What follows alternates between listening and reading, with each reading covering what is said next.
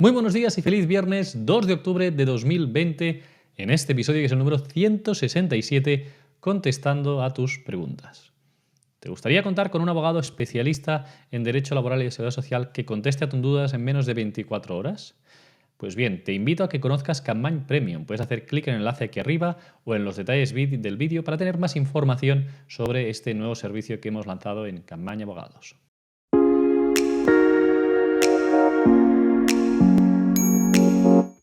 Muy buenos días a todos, ¿qué tal? ¿Cómo estáis? Espero y deseo que estéis muy bien, que hayáis pasado una feliz semana entrando ya en este mes de octubre y que pues os hayáis informado de las novedades de los vídeos que hemos presentado esta semana. Si os gustan este tipo de vídeos, como siempre os pido que le deis al me gusta, que os suscribáis a nuestro canal y que le deis a la campana si aún no lo habéis hecho y así podáis formar parte de una familia de casi 90.000 personas que ya nos siguen en el canal de Capmany Abogados. Bien, dicho esto, vamos a ver, como siempre, un breve resumen de lo que hemos visto durante esta semana. En concreto, el lunes, como siempre, 2 casos de éxito. Una sentencia en la que se reconoció una incapacidad absoluta a una persona que el alcoholismo y la depresión pues, le llevó a la imposibilidad de poder ejercer su actividad laboral y, por lo tanto, le reconocieron esa incapacidad absoluta. Y el martes, mi compañera Marta explicó un caso que ganó en el que un enfermero con discapacidad y migraña crónica le fue reconocida una incapacidad total para su profesión habitual. Del mismo modo, mi compañero Alberto hizo un vídeo el martes pasado en el que nos hablaba sobre la incapacidad permanente parcial, el grado mínimo de incapacidad permanente y sobre cómo conseguir esa indemnización. Hoy hay alguna pregunta en el vídeo sobre la incapacidad parcial que responderemos. El miércoles tuvimos un directo en el que os hablé, entre otras cosas, de 3 reales decreto ley que se aprobaron el miércoles pasado. En esencia, el más importante es el Real Decreto Ley 30/2020. Como fue muy reciente y se publicó el miércoles pasado, pues en este sentido, el miércoles que viene en el directo vamos a ampliar un poco más, sobre todo, todas las cuestiones de los ERTEs que se han visto prorrogados hasta el 31 de enero del 2021 y que en qué condiciones y bajo qué modalidades, porque hay varias que se crean y es importante que lo veamos con detalle pues el miércoles que viene y también las prestaciones de autónomos que muchos nos habéis preguntado. Bien, y hoy vamos a hacer este vídeo contestando preguntas, o sea que, si os parece, empezamos ya a contestar a las preguntas de la audiencia. La primera pregunta de hoy nos la hace Ramón Navarro y dice lo siguiente. Hola, recientemente me han reconocido una discapacidad del 75% y soy fijo desde hace 3 años en la empresa. La cuestión es que no quiero comunicarles nada sobre mi resolución de grado, ya que es de carácter personal. La pregunta es, ¿la empresa puede saber el grado a través del INS, etcétera? Gracias. Bien, muchísimas gracias por la pregunta, Ramón. Si lo que te refieres es el grado de discapacidad, el grado de discapacidad no tiene conocimiento alguno la empresa. Este grado de discapacidad es algo confidencial. Se te reconoce por parte de la comunidad autónoma en el que lo hayas solicitado. Es una competencia que es autonómica, no es estatal de la Seguridad Social del INS, sino que normalmente es de las consejerías de bienestar social de la comunidad autónoma y, por lo tanto, esta resolución no se comunica en ningún caso ni al INS ni a la empresa. Solo tienes tú ese conocimiento y, por lo tanto, tú puedes hacer uso que estimes oportuno de esto. Si lo quieres comunicar, lo puedes comunicar en ese sentido a los efectos de que te puedan adaptar el puesto de trabajo y que pues, lo tengan en cuenta, pero no es necesario que lo hagas. No tienes ninguna obligación ni la empresa tiene ninguna forma legal de poder conseguir esta resolución del grado de discapacidad que te han concedido. Muchísimas gracias, Ramón, por la pregunta. Vamos con otra pregunta. Nos la hace Sonia y nos dice lo siguiente. ¿La incapacidad total es para el trabajo o para el título? Me han dicho que no voy a poder trabajar de nada de mi título y yo pensaba que sería en lo referente a mi puesto. Tengo sordera. Bien, gracias por la pregunta, Sonia. En este sentido, la incapacidad que se te reconoce es para la categoría profesional tuya, no tiene nada que ver con la titulación, con los estudios que tengas, y en este caso, pues lo que no puedes ejercer es tu profesión habitual. Seguramente no puedes hacer esa profesión porque requiere de un sentido de la audición pues importante, y debido a esa sordera que tienes te limita pues el hecho de la audición. Entonces, ¿quiere decir que solo no puedes hacer esa profesión? No. No puedes hacer ni esa profesión ni profesiones que requieran de un alto sentido de la audición. Por ejemplo, si quisieras ser pues, telefonista, estar todo el día al teléfono llamando, pues eso tampoco lo podrías hacer. Si quisieras hacer trabajos en los que se requiera una interacción de hablar mucho, ¿no? De atención al público, por ejemplo, o así, tampoco podrías, pero sí que podrías hacer otras, ¿eh? Y entonces, no es tanto para la titulación, sino para el puesto de trabajo que estabas ejerciendo al momento y para otros puestos que puedan resultar incompatibles, pues teniendo en cuenta las limitaciones que tienes derivadas de esa sordera. Pero no es por un título que puedas tener, sino por el puesto de trabajo que hagas y las limitaciones, evidentemente, que se deriven de esa sordera. Muchísimas gracias por la pregunta, Sonia. Vamos con otra pregunta. Nos la hace en este caso Obedece al Ja y dice: si me conceden una incapacidad permanente parcial, ¿se debe comunicar a la empresa o a la Seguridad Social se lo comunica? En este caso, de que me la dieran, no quiero que lo sepa la empresa donde trabajo. Bien, pues una pregunta similar a la que nos hacía al principio Ramón, ¿eh? En este caso ya no tanto de la discapacidad, sino de la incapacidad parcial, que pues, nos explicó también en ese vídeo el miércoles Alberto. ¿Qué hemos de tener en cuenta en este caso? Pues bien, en este caso la incapacidad parcial no supone la extinción del contrato de trabajo y por lo tanto a la empresa no se le comunica que el trabajador le han reconocido una incapacidad permanente parcial. ¿Por qué? Porque no es necesario que la empresa lo sepa. ¿Cuándo sí que va a tener conocimiento? Pues si es derivado de un accidente de trabajo que puede dar lugar, en este sentido, a un recargo de prestaciones por parte de la empresa, ahí la empresa sí que es parte y por lo tanto sí que se le va a notificar. Pero de forma genérica, en una incapacidad parcial, a lo mejor si es por enfermedad común, pues no lo vas a ver. Y si es derivado de accidente de trabajo y pudiera haber algún tipo de recargo, pues ahí sí que la empresa lo sabría, porque sería responsable o podría resultar responsable de las consecuencias de ese accidente de trabajo. Muchísimas gracias por la pregunta. Vamos con otra pregunta. Nos la hace en este caso Amalia Luque Álvarez. Dice lo siguiente: tengo 59 años y 22 años cotizados. Cumplo todas las normas. La última vez que trabajé fue en octubre del año pasado durante 6 días y anteriormente un mes. Ahora estoy de baja. Cuando termine, ¿tengo derecho al subsidio para mayores de 52 años? Gracias. Bien, muchísimas gracias por la pregunta. Aquí lo primero que deberíamos saber, Amalia, es si este último trabajo de 6 días te despidieron por no superar el periodo de prueba o fue una baja voluntaria. Si fue una baja voluntaria, en este caso no tendrías derecho al subsidio de mayores de 52 años. Pero si en este caso tenías derecho a paro, que no lo sabemos si estás ahora de baja, pero es por enfermedad común y vas agotando ese paro, pues sí que tendrías derecho. Una vez te den el alta y ya no cobres, pues podrías solicitar el subsidio para mayores de 52 años. Pero aquí la cosa que es más importante y que debes tener claro es si ese trabajo de 6 días, tu baja fue voluntaria, es decir, dijiste que pues te querías ir de la empresa, en ese caso no tendrías derecho al subsidio de mayores de 52 años. En los demás supuestos, en principio, y salvo que lo tuviéramos que estudiar bien, sí que podrías acceder al subsidio de mayores de 52 años si te despidieron o si no superaste el periodo de prueba, por ejemplo. Muchísimas gracias por la pregunta, Amalia. Vamos con otra pregunta. Nos la hace Antonio Yao Agra y dice lo siguiente: cobro una pensión no contributiva. Quería preguntar que si pido una nueva valoración, ¿es posible que me quiten la que tengo? Bien, muchísimas gracias por la pregunta. En este caso depende un poco de la pensión no contributiva que estés cobrando. Si es por invalidez y es porque careces de ingresos, si tienes un 65% más de discapacidad, si solicitas una revisión de grado de ese grado de discapacidad y te dan un grado inferior al 65%, pues ahí sí que corrías el riesgo de que te la quitaran. Ahora bien, ese riesgo es relativo porque ahora con el tema del ingreso mínimo vital, si continúas sin ingresos, que es necesario, como en tu situación de la no contributiva, podrías solicitar el ingreso mínimo vital. Por lo tanto, y en ese supuesto, si lo quieres solicitar esa revisión de grado por tener algún derecho adicional, pues no corres tanto riesgo como antes, que te podías quedar sin nada. Pues ahora con la introducción desde el 15 de junio pasado del ingreso mínimo vital, quedarías cubierto en todo caso en el caso de que te quitaran esta pensión no contributiva por invalidez, que me imagino que es lo que estás cobrando, o pues si es por jubilación, ¿no? La pensión no contributiva por jubilación, en este caso no habría ningún problema porque también podrías cobrar el ingreso mínimo vital. Muchísimas gracias por la pregunta, Antonio. Vamos con otra pregunta, nos la hace Newcat y dice: hola, tengo reconocida la absoluta con reserva del puesto de trabajo. ¿En qué momento, antes de los 2 años, tengo que pedir la revisión de grado para que el ICAM resuelva que soy apto para trabajar? Entiendo que si la resolución se produjera pasados los 2 años, perdería mi plaza, ¿o no? Gracias. Bien, muchísimas gracias por la pregunta. En relación con la primera pregunta que nos haces, ¿cuándo debes pedir la revisión?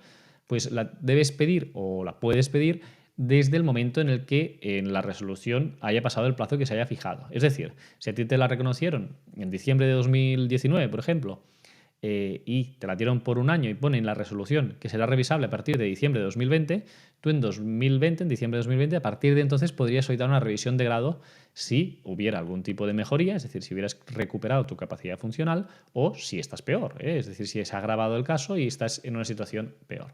Entonces, el momento a partir del cual puedes solicitarlo es siempre cuando se fija la revisión en la resolución. En el caso de que sea de 2 años esa resolución, pues ya vas a perder el derecho del puesto de trabajo. Como tú bien dices, si pasan 2 años, se pierde. ¿Qué sucede? Que incluso en los casos, vamos a poner el mismo ejemplo, que te la hubieran reconocido en diciembre de 2019 y te la revisan en diciembre de 2021. Pues bien, como no podrías hacerlo hasta diciembre de 2021, ahí iniciarías el procedimiento de revisión y la resolución sería más tarde de los 2 años. A lo mejor sería pues, en enero, en febrero, en marzo de 2022. Por lo tanto, ya habrían pasado los dos años y en el caso de que te quitaran la pensión en ese momento, ya no tendrías el derecho a reserva de puesto de trabajo, aunque la revisión se hubiera sido de los 2 años. Esto es lo que dice la jurisprudencia. Muchísimas gracias, Newcat, por la pregunta. Vamos con otra pregunta. Nos la hace Marta Ruiz y dice lo siguiente. Buenos días, la pensión de incapacidad permanente absoluta incapacita solo para profesión y oficio, es decir, solo para trabajar, ¿cierto? Bien, correcto. En este sentido, María, la incapacidad permanente absoluta para todo tipo de trabajo quiere decir que no puedes hacer un trabajo de una forma normalizada, eficiente. Entonces, ¿quiere decir esto que sea incompatible con el trabajo? No, va a ser compatible con trabajos protegidos, con trabajos residuales, con trabajos que no exijan pues, un horario, una eficiencia, etc. Ya lo he explicado alguna vez, la absoluta e incluso la gran invalidez es compatible con el trabajo. Sí, expresamente lo recoge la Ley General de la Seguridad Social y la jurisprudencia también lo ha entendido así. Y entre otras, pues muchas personas con absoluta o gran invalidez están trabajando en centros especiales de empleo. Por ejemplo, en la ONCE o en Ilunion, en empresas de este tipo, en los que los trabajadores pues, están más protegidos en el sentido de que se tiene en cuenta cuáles son sus circunstancias pues, personales y en ese sentido, pues si algún día han de faltar al trabajo o están en una situación en la que no pueden hacerlo, pues se adapta a ese tiempo y no hay ningún tipo de problema. Igualmente los autónomos con una absoluta también se pueden dar de alta. Se pueden dar de alta en un negocio y tener un trabajador que haga esa parte pues, que venían haciendo a lo mejor hasta entonces y tener labores simplemente de dirección o ser autónomo sin trabajador, pero a lo mejor porque teletrabajas en casa, haces pequeños proyectos y cobras tu absoluta y además haces pequeños proyectos que sean compatibles con las limitaciones por las que te han reconocido esa incapacidad absoluta o gran invalidez. Todo esto sería posible y contestando a tu pregunta, pues la respuesta es que sí. La absoluta es que no puedes hacer ningún tipo de trabajo de forma normalizada y sí que sería compatible con el trabajo como os he comentado en este sentido. Muchísimas gracias por la pregunta, María. Vamos con otra que nos la hace José Luis García y dice, ¿se puede quitar una incapacidad absoluta sin haber sido notificada una cita para el tribunal ni haber pasado la cita médica? Bien, muchísimas gracias. El procedimiento aquí, José Luis, normal es que haya una revisión. Esto funciona en el sentido de que se inicia con una carta de oficio por parte del INS en el que se dice que se inicia un expediente de oficio de revisión de grado. Lo habitual es que ahí te den traslado para hacer alegaciones, una citación al tribunal médico y posteriormente una resolución. Todo esto va por correo certificado. Lo que pasa es que sí que es cierto que en la situación en la que nos encontramos de COVID y estado de alarma ha habido supuestos en los que no ha habido ese reconocimiento físico, presencial, y se han dictado resoluciones en ausencia, es decir, sin que la persona haya sido visitada con los informes que se hayan podido presentar por un lado o con los informes que les conste a ellos de los informes públicos. Es bastante raro que te hayan podido quitar la pensión sin verte, pero sí que se dan casos y se han dado. Entonces aquí lo más importante es hacer un buen recurso, aportar informes médicos del especialista recientes para acreditar que sigues mal en el caso de que no estés conforme, es decir, que sigues en esa situación de incapacidad absoluta y a partir de ahí pues recurrirlo, que seguramente llegaría a los tribunales esto y al juzgado de lo social a luchar porque no ha existido una evidente mejoría en el caso para que te puedan retirar, ¿no? Revocar esa incapacidad que tenías reconocida. También es posible que suceda esto en supuestos que haya habido un cambio de domicilio. Ya sabéis que todas aquellas personas que tenéis una incapacidad tenéis la obligación de notificar los cambios de domicilio y a veces pues no se comunican, y como no se comunican, pues es posible que te hayan notificado de forma correcta en el domicilio pues que les consta a ellos, y que por lo tanto se hayan hecho esas notificaciones, no hayas comparecido y hayan dictado la resolución con los informes que hayan podido tener, y en ese sentido no hayas estado en ese caso. Lo más probable sea el primer caso, el que es consecuencia del estado de alarma y de esa paralización de 3 meses que tuvimos del Tribunal Médico, pero también podría ser una segunda y por lo tanto recomendación a todo el mundo, que si os cambiáis el domicilio y estáis en un proceso de este tipo, de una incapacidad o la tenéis reconocida o de jubilación o de cualquier caso, siempre comuniquéis a la Seguridad Social ese cambio de domicilio para evitar pues, cuestiones como esta, que un día os encontréis que pues no tenéis ingresos en el banco y tengáis que ir a preguntar a la Seguridad Social qué pase y os enteréis de que lo que ha sucedido es que os han retirado la pensión. Es totalmente extraordinario, no suele ocurrir de esta forma, pero como nos comentas, José Luis, pues sí que en algunos casos lamentablemente ha sucedido y está sucediendo más habitual ahora, derivado pues, de esas consecuencias del estado de alarma.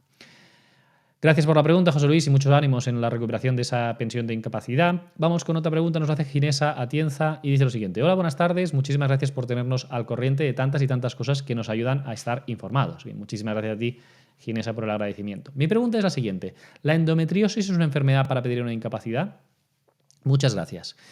Bien, muchísimas gracias, Ginesa, por la pregunta. Endometriosis en sí misma, cuando...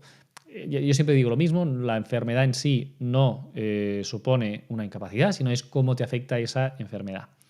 Entonces, el dolor producido por endometriosis cuando son graves o severas, que hay afectación también multiorgánica y demás, puede dar lugar a una incapacidad permanente total para profesiones que requieran esfuerzo físico, coger peso, etcétera, etcétera, posiciones forzosas. Incluso también hay sentencias de absoluta, cuando el dolor es muy invalidante y aun habiendo sido intervenida y demás, pues no se consigue pues paliar ese dolor tan intenso que podéis padecer las mujeres que sufrís esta enfermedad, también se reconoce una incapacidad absoluta. Es complejo, lo más probable es que sea una total para una profesión habitual de esfuerzo físico. Absolutas también se han dado el caso, pero se tiene que estudiar siempre caso a caso. Insisto en la misma idea que digo siempre, no es tanto el nombre de la enfermedad como las limitaciones que se derivan de esa endometriosis y pues cuáles pueden ser también las comorbilidades, es decir, las demás enfermedades o lesiones que puede haber, porque en muchos casos también puede ser derivado de un cáncer de cuello de útero, una serie de cuestiones, ¿no?, que pues pueden traer a colación pues bastantes complicaciones y que se tiene que mirar cada caso en concreto. Muchísimas gracias, Ginesa, por la pregunta, y vamos con otra pregunta. Nos la hace en este caso Francisco Santana Rodríguez. Dice una pregunta: ¿las hernias producidas por un esfuerzo se consideran accidente laboral? Gracias. Bien, muchísimas gracias por la pregunta. Normalmente las hernias son producidas por enfermedad común, es lo que dice la jurisprudencia. ¿Cuándo se puede entender una hernia producida por accidente de trabajo, accidente laboral? Pues si ha habido algún tipo de traumatismo, si hay algún tipo de fractura, de aplastamiento, etcétera, que pueda producir esa hernia y venga derivado de accidente, ahí sí que se puede considerar. Pero normalmente estaríamos hablando de fracturas, de aplastamientos, etcétera, que entonces puedan provocar una hernia en ese momento y en ese caso pues sí que podría ser considerado accidente laboral. En la gran mayoría de ocasiones siempre estaremos hablando de una enfermedad común. Es la degeneración de un disco que poco a poco se va haciendo y que lógicamente el tener un trabajo físico pues va a agravar esa situación. Si nosotros tenemos un desgaste ya pues de ese disco, ¿no?, que estamos hablando en concreto, pues de las cervicales o de las dorsales o de las lumbares, y tenemos una profesión de esfuerzo físico, seguramente el trabajo habrá contribuido a que ello se acelere y se agrave, pero aún así tiene la consideración de enfermedad común, como os digo, en la gran mayoría de ocasiones. Muchísimas gracias por la pregunta, Francisco, y hasta aquí el vídeo de hoy. Como siempre nos despedimos con los agradecimientos de la audiencia. En este caso, Nekane Echeveste nos dice: gracias por vuestros vídeos, ayudan a hacer las cosas bien.